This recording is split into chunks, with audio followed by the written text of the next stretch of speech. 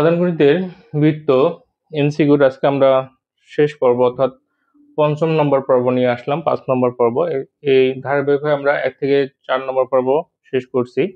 এই ১ থেকে ৪ পর্বে যে এমসিকিউ গুলো আমরা শিখছি টাইপ ভিত্তিক, আর আজকে যে ৫ নম্বর পর্বে শিখবো এই মোটামুটি এমসিকিউ গুলো যদি আমরা ভালোভাবে প্র্যাকটিস করতে পারি ইনশাল্লাহ পরীক্ষায় ১০০% কমন পাবো। বৃত্তের এর বাইরে আর কোনো এমসিকিউ আসার কোনো সুযোগ নাই, এজন্য এমসিকিউ গুলো খুব ভালোভাবে করবো। আচ্ছা, আমরা আজকে পর্ব ৫-এ চলে আসছি। পর্ব ৫ আলোচনা করি বৃত্তের বহিস্থ কোনো বিন্দু থেকে ওই বৃত্তে সর্বোচ্চ কয়টি স্পর্শক আঁকা যায়। বৃত্তের বহিস্থ কোনো বিন্দু থেকে, এটা একটা বৃত্ত নিলাম, বৃত্তের বহিস্থ মানে বৃত্তের বাইরে একটা বিন্দু নিলাম। বৃত্তের বহিস্থ কোনো বিন্দু থেকে এই বৃত্তের উপরে সর্বোচ্চ কয়টা স্পর্শক আসবে। এটা একটা স্পর্শক, এটা একটা স্পর্শক। যদি পি হয় এটা পি এ, পিবি। তাহলে সর্বোচ্চ কয়টা স্পর্শক আঁকা যাবে বৃত্তের বহিস্থ কোনো বিন্দু থেকে? সর্বোচ্চ ২টি স্পর্শক আঁকা যাবে। তাহলে খ নম্বর। এই টাইপ ভিত্তিক এমসিকিউ গুলো প্র্যাকটিস করলেই ইনশাল্লাহ আমরা পরীক্ষায় কমন পাবো। এর পরের প্রশ্নটা বলছে সমকোণী ত্রিভুজের ক্ষেত্রে পরিকেন্দ্র ত্রিভুজের কোথায় অবস্থিত। সমকোণী ত্রিভুজের ক্ষেত্রে পরিকেন্দ্র কোথায় অবস্থিত। এটা একটা সমকোণী ত্রিভুজ। যদি আমরা এই বাহুটাকে সমদ্বিখণ্ডিত করি এখানে হবে, এটাকে করলে এখানে হবে, তারপরে এইটার সমান ব্যাসার্ধ নিয়ে, এটার সমান ব্যাসার্ধ নিয়ে একটা বৃত্ত আঁকতে হবে। ব্যাপারটা এরকম। তাহলে এই যে সমকোণী ত্রিভুজের পরিকেন্দ্রটা কোথায় অবস্থান করতেছে? কার উপরে? অধিভুজের উপরে। তাহলে আর এই অধিভুজটাই কি কোথায় অবস্থান করতেছে? অধিভুজের উপরে। এই অধিভুজটাই সমকোণী ত্রিভুজের কি বৃহত্তম বাহু। অনেক সময় প্রশ্ন এইভাবে আসতে পারে যে কোন ত্রিভুজের ক্ষেত্রে বৃহত্তম বাহুর উপরে পরিকেন্দ্র অবস্থান করে। তাহলে কোন ত্রিভুজের ক্ষেত্রে? সেই ক্ষেত্রেও অ্যান্সার হবে সমকোণী ত্রিভুজের ক্ষেত্রে। তাহলে এই তথ্যভিত্তিক মুখস্থ বা মনে রাখতে পারলেই হবে যে সমকোণী ত্রিভুজের ক্ষেত্রে পরিকেন্দ্র ত্রিভুজে কোথায় অবস্থান করে? অতিভুজের উপরে। অথবা কোন ত্রিভুজের বৃহত্তম বাহুর উপরে পরিকেন্দ্র অবস্থান করে, সেই ক্ষেত্রে অ্যান্সার হবে কোন ত্রিভুজ? সমকোণী ত্রিভুজ। ক্লিয়ার? এখন চলে যাই আমরা ৩ নম্বর। ৩ নম্বর প্রশ্নটা বলছে দুইটি বৃত্ত পরস্পরকে ছেদ করলে তাদের মধ্যে সর্বোচ্চ কয়টি স্পর্শক অঙ্কন করা সম্ভব। এই টাইপের বেশ কয়েকটা এমসিকিউ আমরা শিখছি এর আগের পর্বে, আজকের পর্বেও শিখবো। তো এগুলো একটু ভালোভাবে বুঝে নেওয়ার চেষ্টা করব, কারণ এমসিকিউ গুলো খুব কাছাকাছি, একদম একটা আরেকটার সাথে খুব কাছাকাছি গুলে যাওয়ার সম্ভাবনা আছে, এলোমেলো হয়ে যাওয়ার সম্ভাবনা আছে। একদম খুব ভালোভাবে মনোযোগ দিয়ে বুঝে নেব। এটা বলছে দুইটি বৃত্ত পরস্পরকে ছেদ করলে, স্পর্শ করে না, ছেদ করলে, মানে ছেদ এইভাবেও করতে পারে, করলে তাদের মধ্যে সর্বোচ্চ কয়টি সাধারণ স্পর্শক আঁকা যাবে। সাধারণ স্পর্শক মানে আমরা কি বুঝছিলাম? সাধারণ স্পর্শক আমরা বলতে বুঝছিলাম যে সরলরেখাটা দুইটা বৃত্তকেই স্পর্শ করবে সেটাই হবে সাধারণ স্পর্শক। তাহলে দুইটি বৃত্ত পরস্পরকে ছেদ করলে এইভাবে ছেদ করছে, দুইটা বৃত্ত পরস্পরকে ছেদ করলে সর্বোচ্চ কয়টি সাধারণ স্পর্শক। এই যে এটা একটা স্পর্শক, এই স্পর্শকটা দুইটা বৃত্তকে স্পর্শ করছে। আবার এইটা একটা স্পর্শক।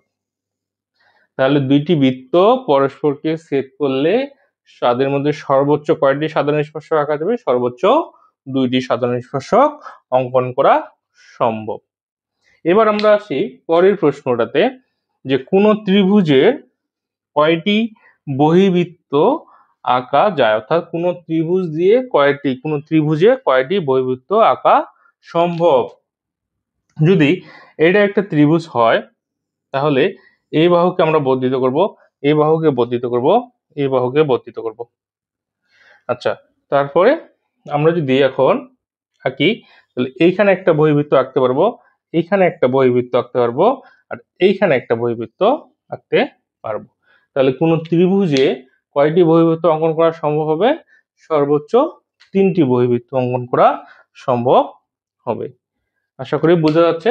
এই স্পর্শকের রিলেটেড যে এমসিকিউ গুলো এর আগের পর্ব শিখছি আমরা, ধারাবাহিকভাবে একটার সাথে আরেকটা সম্পর্ক আছে। আমরা পর্যায়ক্রমে 1 থেকে শুরু করে পর্যায়ক্রমে 5 পর্যন্ত প্র্যাকটিস করলেই সবগুলোই আয়ত্তে চলে আসবে। এবার একটা ত্রিভুজ দেওয়া আছে, কি ত্রিভুজ? সমকোণী ত্রিভুজ, সমবাহু ত্রিভুজ। ত্রিভুজটার নাম পি কিউ আর। এই সমবাহু ত্রিভুজের পরিকেন্দ্র সি, ধরলাম এখানে পরিকেন্দ্রটা, সাধারণত পরিকেন্দ্র এইভাবে আসবে, এইখানে পরিকেন্দ্রটা হচ্ছে সি, এই পরিকেন্দ্রটা সি হলে ইউসিআর এই কোণটার মান কত ডিগ্রি এটা আমাদের বের করতে হচ্ছে। তো আমরা নর্মালি জানি যে একটা সমবাহু ত্রিভুজের প্রত্যেকটা কোণের কত ডিগ্রি হয়, 60 ডিগ্রি। আচ্ছা, তাহলে এই কোণটা যদি 60 ডিগ্রি হয় তাহলে এর অর্ধেক, এটা সমাদ্বিখণ্ডিত করবে, তাহলে এটা হবে 30, এটুকু হবে 30 সমাদ্বিখণ্ডিত করার ফলে, তাহলে এটা কত হবে, ত্রিভুজের তিনটা কোণের সমষ্টি 180 ডিগ্রি। তাহলে এইখানে 30 30 60, অর্থাৎ 180 থেকে 160 বাদ দিলে কত হবে, 120, অর্থাৎ এই কোণটা কত ডিগ্রি হবে, 120 ডিগ্রি, অর্থাৎ কিউসিআর ইকুয়াল টু 120 ডিগ্রি। এবার আমরা 6 নম্বর কোশ্চেনটাতে আসি, বলছে যে দুইটি বৃত্তের সর্বোচ্চ কয়টি সাধারণ স্পর্শক আঁকা যায়। দুইটি বৃত্তে, এবার ছেদও করেনি স্পর্শও করেনি, জাস্ট দুইটা বৃত্ত আছে, তাহলে সর্বোচ্চ কয়টা সাধারণ স্পর্শক আঁকা যাবে। ধরলাম এটা একটা বৃত্ত, এটা একটা বৃত্ত, এবার বলেনি যে ছেদ করছে বা স্পর্শ করছে, জাস্ট শুধু বলছে যে দুইটি বৃত্তের সর্বোচ্চ কয়টি সাধারণ স্পর্শক আঁকা যাবে। সাধারণ স্পর্শক তো আমরা বুঝি যে দুইটা বৃত্তের মধ্যে যে সরলরেখাটা দুইটা বৃত্তকে স্পর্শ করবে সেটাই সাধারণ স্পর্শক। আচ্ছা, তাহলে আমরা এই দিক দিয়ে একটা স্পর্শক আঁকার চেষ্টা করি, এটা হলো দুইটা বৃত্তকে স্পর্শ করছে, এই দিক দিয়েও যদি আঁকি এটাও ঠিক আছে, এটাও দুইটা বৃত্তকে স্পর্শ করছে। তারপরে আমরা এই দিক দিয়ে আঁকার চেষ্টা করি, এটা দুইটা বৃত্তকে স্পর্শ করছে, আবার এদিক দিয়ে আঁকার চেষ্টা করি, এটাও দুইটা বৃত্তকে, এই দিক দিয়ে আঁকার চেষ্টা করি, এটাও দুইটা বৃত্তকে স্পর্শ করছে। তাহলে এটা যদি 1 নম্বর হয়, এটা হচ্ছে 2, এটা 3, এটা 4।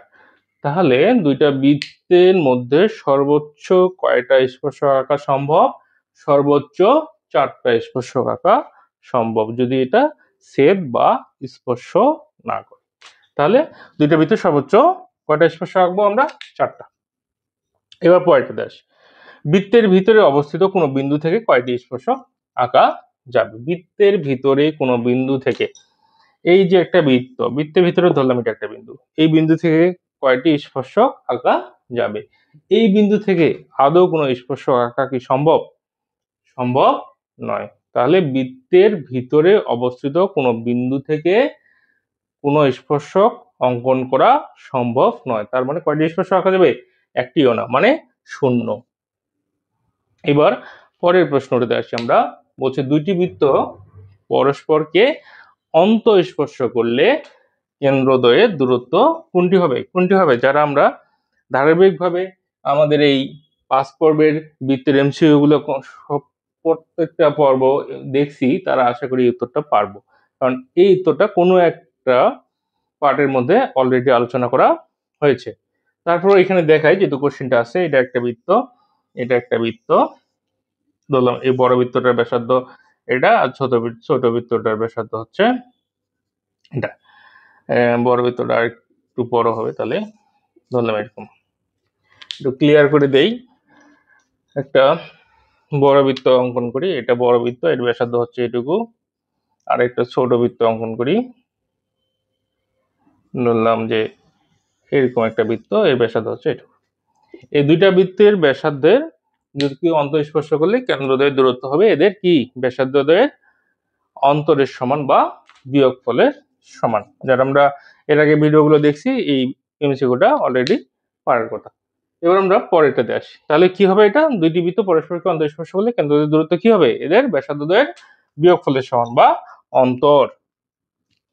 এবার বলছে এ ও বি কেন্দ্র বিশিষ্ট দুইটি বৃত্ত ও বিন্দুতে বহিঃস্পর্শ করলে এ ও বি বিন্দু ত্রয় কি রূপ হবে। ধরলাম এটা একটা বৃত্ত, এটা একটা বৃত্ত, এই বৃত্তের কেন্দ্র, এই বৃত্তের কেন্দ্র, এটা ধরলাম এ, এটা বি, পরস্পরকে এই ও বিন্দুতে বহিঃস্পর্শ করলে এ ও বি দেখা যাচ্ছে পরিষ্কার, এ ও বি এখানে কি আকারে হবে, কি রূপ হবে, এরূপে সমরেখ হবে, অর্থাৎ একই সরলরেখায় অবস্থিত। তাহলে এ ও বি কেন্দ্র বিশিষ্ট দুইটি বৃত্ত ও বিন্দুতে বহিঃস্পর্শ করলে এ ও বি এই বিন্দু ত্রয় বা এই বিন্দু তিনটি পরস্পর কি রূপ হবে, সমরেখ, অর্থাৎ একই সরলরেখায় অবস্থান করবে। এবার পরের প্রশ্ন বলছে একটি বর্গের অন্তবৃত্তের ব্যাসার্ধ 3 সেন্টিমিটার হলে বর্গের বাহুর দৈর্ঘ্য কত। একটি বর্গের অন্তবৃত্তের ব্যাসার্ধ। আচ্ছা, একটা বৃত্ত ধরলাম, এটা বৃত্ত আর এটা হচ্ছে একটা বর্গ। আচ্ছা, আগে একটা বর্গ নিই আমরা, তাহলে ড্রয়িংটা বুঝতে সুবিধা হয়। বর্গক্ষেত্র আনুমানিক একটা চিত্র ধরলাম যে এই 4টা বাহুর দৈর্ঘ্যই সমান। বর্গক্ষেত্রে কি সবগুলো বাহুর দৈর্ঘ্য সমান। এই বর্গের ক্ষেত্রে ভিতরে একটা কি আছে, বৃত্ত আছে। বর্গের অন্তবৃত্তের ব্যাসার্ধ ধরলাম এইটুকু, এই ব্যাসার্ধটা দেওয়া আছে 3। হলে কি বলছে, বর্গক্ষেত্রের বাহুর দৈর্ঘ্য কত। তাহলে এই বৃত্তের ব্যাসটাই কি এর বাহুর দৈর্ঘ্য নয়? বৃত্তের ব্যাসটাই হবে এর বাহুর দৈর্ঘ্য, কারণ এইটুকু এই বৃত্তের ব্যাসটাই এই বাহুটার দৈর্ঘ্যের সমান। তাহলে ব্যাসার্ধ যদি 3 হয়, তাহলে এটুকু 3, তাহলে ব্যাস কত হবে? ব্যাস এটা যোগ করলে ব্যাস পেয়ে যাব। তাহলে ব্যাস হবে কয় সেন্টিমিটার? 6 সেন্টিমিটার। অর্থাৎ ব্যাসার্ধ তার সাথে 2 গুণ করলেই কি পাওয়া যায়? ব্যাস পাওয়া যায়।